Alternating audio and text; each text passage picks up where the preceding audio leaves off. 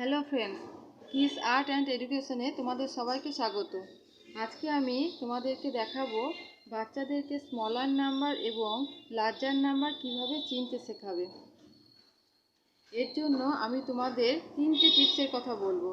এই 3টি tips follow করলেই কিন্তু বাচ্চাদেরকে সহজেই স্মলার নাম্বার এবং লার্জার নাম্বার শেখাতে পারবে। তো চলো এই 3টি টিপস কি সেটা দেখে নিই। প্রথম টিপসটা কি দেখো, প্রথমে এভাবে বাচ্চাকে পিকচার ড্র করে দিলে বা এরকম লাইন টেনে টেনে দিলে, তারপর লিখে দিলে 1 2 3 4 5 6 7 8 9 10, এভাবে নিচে নিচে লিখে দিলে, তারপর এইভাবে তাদেরকে বক্স মতো করে নাম্বারগুলো সব দিলে, দুটো দুটো করে নাম্বার দিলে। এবার বাচ্চাকে বুঝিয়ে বললে যে এখানে দেখো তো স্মলার নাম্বার কোনটা, 5টা স্মল না 4টা স্মল। স্মল মানে ছোট, ছোট নাম্বার কোনটা, 5 না 4।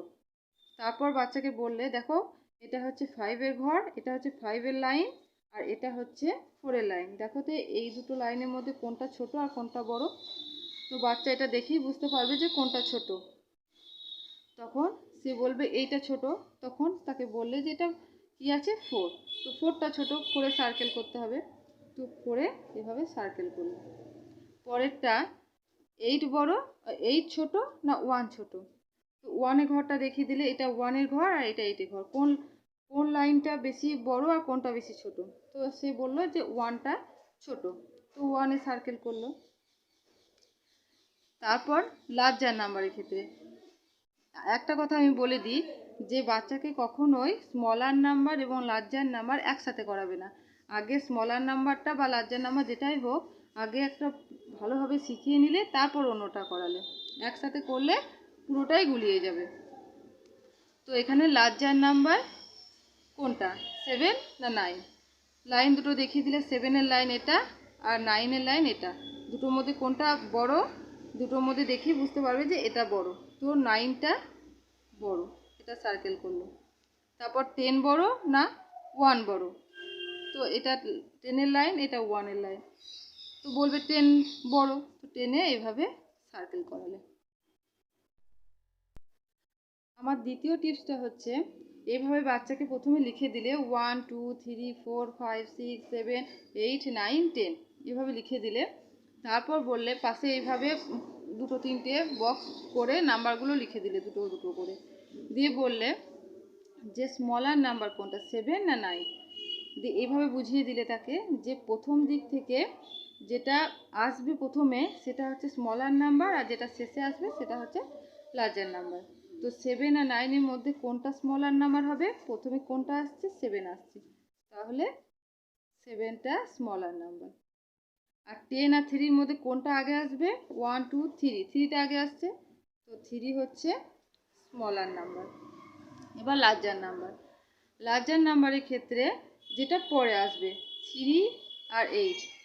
এবার 1 2 3 আগে চলে এলো, 3টা আগে যেহেতু চলে এলো সেটা তো হবে না, তাহলে 8টাই হবে, তাহলে 8টা হচ্ছে লার্জার নাম্বার।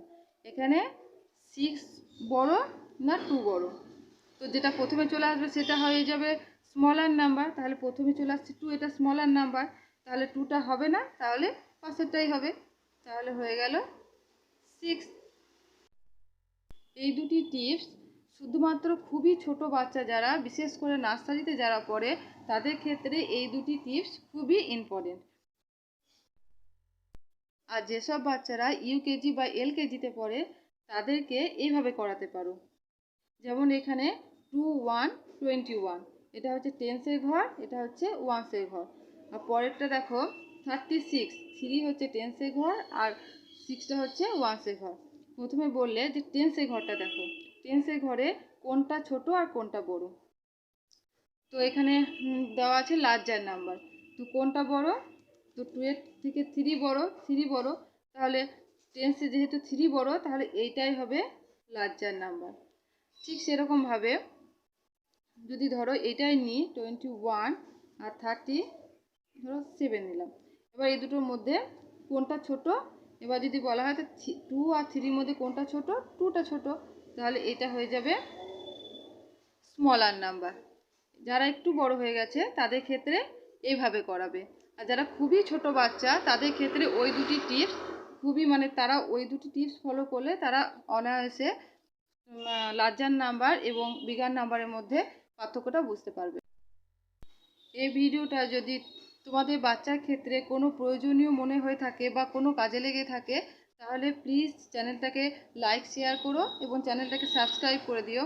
তোমরা সবাই ভালো থেকো, দেখা হচ্ছে পরের ভিডিওতে। Thank you.